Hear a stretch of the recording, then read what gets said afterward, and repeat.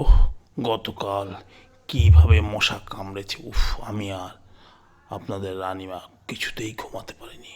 ভীষণ কষ্ট হয়েছে, আর এই কষ্ট সহ্য করার মতোও না।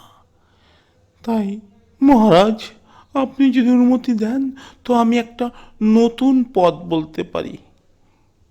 যদি এই পথ আপনাকে মশা কামড়ার হাত থেকে রক্ষা করে মহারাজ। আমার নাক আর আমার টিকি বলছেন না, এতে কাজ হবে না। হবে হবে, আমি বিজ্ঞানী বলছি, হবে হবে।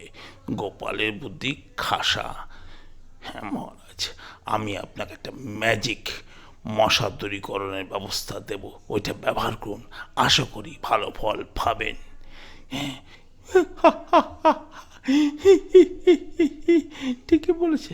ঠিক আছে গোপাল, তুমি তাড়াতাড়ি করো, ব্যবস্থা করো।